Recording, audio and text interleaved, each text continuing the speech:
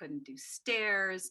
I couldn't eat. They literally take your intestines out and lay them on a table, kind of like with a C-section. They do all their stuff. And then they just, as my doctor, the stoic, who didn't want the hug that got one anyway, as he told me, they literally shove those puppies back in like Christmas lights that they're never using again.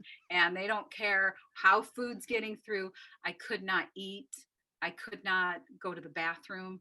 I could not, nothing was working, and it was scary, but knowledge is power. So I don't recommend using the internet as your doctor, but there is nothing wrong with looking up, what can you expect when, and what can you do to ease the symptoms of. So you can, and I would call my primary frequently and ask him advice.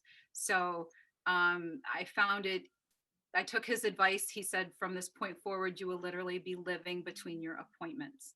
He said, so just know when your next appointment for whatever is, and live your life as if nothing is wrong between those times, because you can't let this consume you. Yeah. And that was very good advice.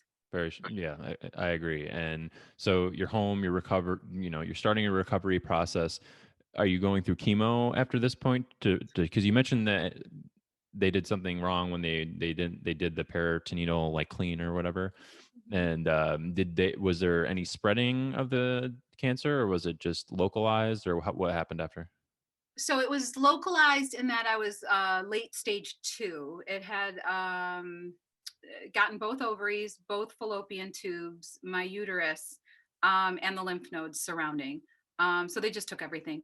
And once they do all that surgery, you have to wait to do your chemo. And as a patient, you're like, I want chemo today. I don't want this growing back. I'm nervous. I'm scared. But your body has to recover, and you have to respect that time. Kind of like after you have a child, you have to respect your body's needs to recover. So you're worse off pushing it.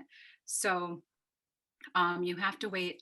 It was 6 weeks, a 6-week wait, and I had appointments to start like talking about the chemo in that time span. I went to Roswell, met with the doctors, met with the team. The scariest part of that, because other than knowing that you have to wait what you feel like is so long, was when I sat down in the room with the original oncologist. He sat down with my fiance, Jeff, my now husband, Jeff, and I, and he said, these are your options for chemo. I'll let you look them over and you can pick a plan. And my husband, okay, like, you guys are picking out insurance plans here. I'm an economics teacher, and he teaches English, which is even less scientific. I don't know if I'm qualified to pick my own plan for kicking ovarian cancer's butt. So I really think this is your job. And he looked at me, and the scariest thing, like I said, other than the wait, was him saying, if we knew what plan would fix you, we wouldn't be giving you a choice. But we don't have any idea more than you do. So we like the patients to pick what they're comfortable with, so that they have some personal ownership in that decision. Wow. And I'm like, what the heck is going to happen to me? So I looked at Jeff, and I looked back at the doctor, and this is just who I am. I'm like, which one's the hardest one?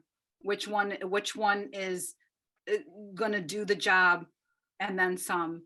And he's like, this one, which was a rotation, 3 weeks on, 1 week off, where 1 week they would do it just intravenously, and that was easy peasy.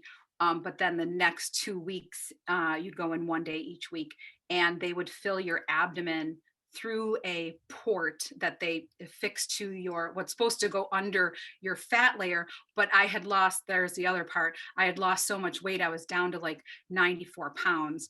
I had no fat, so it literally fused to my rib. And then the straw, or the catheter, if you will, drained into your abdomen where all your parts used to be. And they would literally gravity drip about a half a gallon of chemo into your abdomen straight. And then you had to lay perfectly flat for the whole administration of it, maybe 8 hours. And then they would roll you around. I'm like, what is this, medieval times? Like, this is what we have now? We're like putting stuff in my tummy, and I'm like, why are we rolling? Oh, we got to coat your stomach. Like, what am I, like a chicken?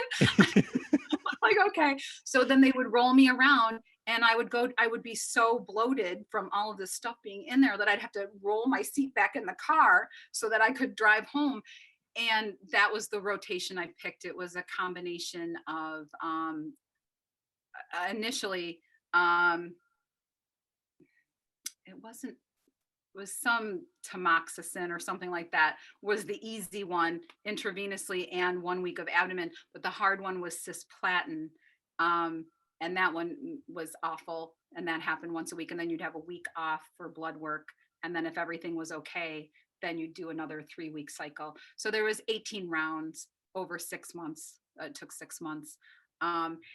In there, the reason I love Roswell and the reason why it's important to have a team of doctors that aren't afraid to say, we can't do this for you, find someone who can, was in addition to those regimens, my new OB, who is also a cancer researcher, she was very concerned about that wash that you just brought up again, that had gone through my whole system.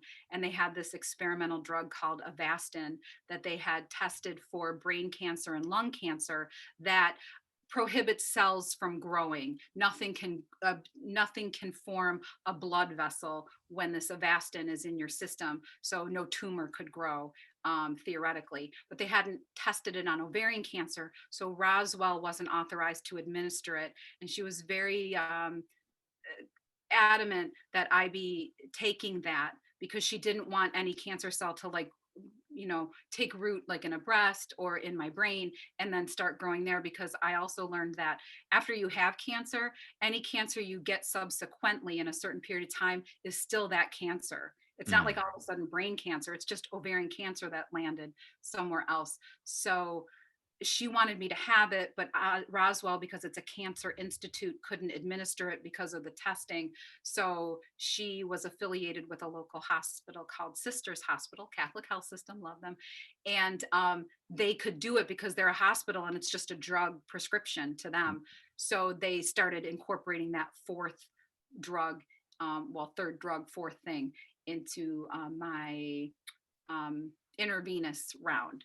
So I had the Avastin going from the fourth round of chemo through the end.